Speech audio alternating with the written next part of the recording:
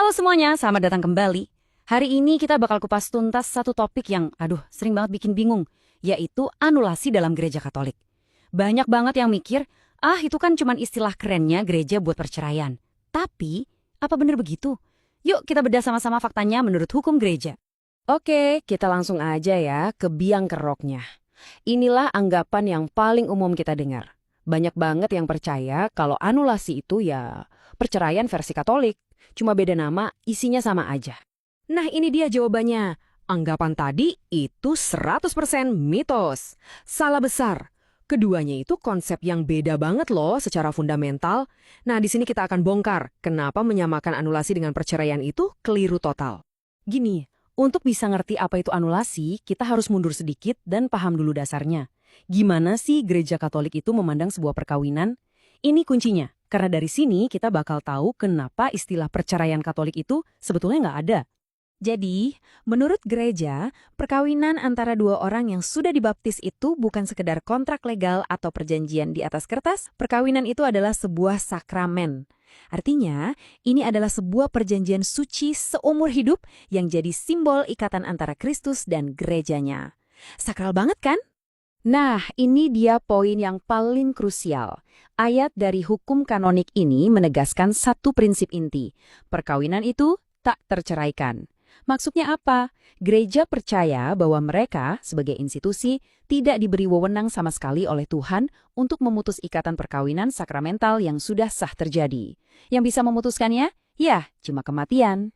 Oke, jadi kalau perkawinan yang sah itu nggak bisa diputusin. Terus anulasi itu apa dong? Nah, ini dia. Istilah yang lebih tepat sebetulnya bukan anulasi, tapi deklarasi nulitas. Yuk kita lihat apa artinya. Inilah perbedaan utamanya. Deklarasi nulitas itu bukan untuk mengakhiri sebuah perkawinan yang sah. Sama sekali bukan. Justru setelah melalui penyelidikan yang sangat mendalam, ini adalah sebuah pernyataan resmi yang bilang bahwa perkawinan itu sejak awal, sejak janji diucapkan di altar, ternyata nggak pernah sah terbentuk di mata gereja. Tentunya pernyataan kayak gini nggak bisa dibuat asal-asalan ya. Gereja baru bisa menyatakan sebuah perkawinan itu tidak sah kalau memang ditemukan ada cacat atau halangan yang serius banget, yang ternyata sudah ada sejak awal mula perkawinan itu akan dilangsungkan. Secara garis besar ada 3 kategori utama nih yang bisa bikin perkawinan itu dianggap nggak sah. Ada cacat konsensus, halangan yang menggagalkan, dan cacat bentuk kanonik. Kita bakal bahas yang paling umum nih. Nah, kategori yang paling sering jadi dasar itu adalah cacat konsensus. Intinya gini, persetujuan untuk menikah itu harus benar-benar bebas, sadar, dan tulus. Jadi kalau pas nikah, salah satu atau keduanya ternyata kurang waras, atau mungkin ada di bawah paksaan atau ancaman berat, atau mungkin ditipu soal sesuatu yang krusial, atau bahkan dalam hati sengaja menolak esensi perkawinan, seperti janji untuk setia, maka ucapan, "Ya, saya bersedia," itu dianggap nggak punya kekuatan hukum di mata gereja. Oke, sekarang kita masuk ke bagian yang paling praktis dan sering bikin orang khawatir. Gimana sih prosesnya? Dan yang paling penting, gimana nasib anak-anak kalau perkawinan orang tuanya dinyatakan tidak sah?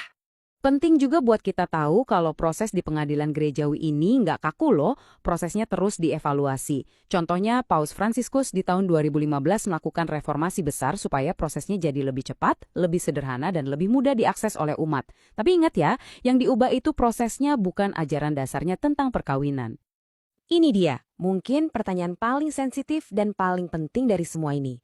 Kalau perkawinan orang tua dinyatakan nggak pernah sah dari awal, apa artinya anak-anak mereka jadi anak yang tidak sah juga? Jawabannya, dan ini tolong dicatat baik-baik, adalah tidak. Sama sekali tidak. Hukum gereja justru secara eksplisit melindungi status anak-anak. Kanon 1137 itu jelas banget bilang, kalau anak-anak yang lahir dari perkawinan yang tadinya dianggap sah, mereka tetap dianggap sah. Jadi status mereka aman dan tidak terpengaruh sama sekali. Oke, yuk kita coba rangkum semuanya biar kita benar-benar paham di mana letak perbedaan mendasar antara anulasi dan perceraian. Nah, tabel ini ngejelasinnya dengan simpel banget. Lihat ya, perceraian sipil itu mengambil sebuah perkawinan yang dianggap sah lalu mengakhirinya. Titik. Kalau deklarasi nulitas, dia melihat ke masa lalu dan bilang, tunggu dulu. Ternyata ikatan perkawinan yang sah secara sakramental itu dari awal memang tidak pernah terbentuk. Jadi, yang satu memutus, Yang satu lagi mengakui bahwa ikatannya memang tidak pernah ada. Jadi kesimpulan utamanya adalah ini. Deklarasi nulitas itu bukan jalan pintas atau jalan keluar yang gampang dari sebuah perkawinan. Ini adalah sebuah proses hukum yang serius untuk mencari kebenaran. Ini adalah tindakan keadilan, keadilan bagi orang yang terlibat, dan juga keadilan untuk menjaga kesucian sakramen perkawinan itu sendiri. Nah, sebagai penutup, coba deh kita renungkan sama-sama. Setelah kita tahu semua ini, menurut kalian, tujuan utama gereja dalam proses ini sebenarnya apa sih? Apakah untuk menghukum atau justru untuk menawarkan jalan penyembuhan dan kejelasan bagi umatnya? Terima kasih banyak ya sudah menyimak. Kalau kalian merasa penjelasan ini bermanfaat, jangan lupa klik suka, tinggalkan komentar, dan bagikan supaya lebih banyak lagi yang paham soal topik penting ini. Sampai jumpa!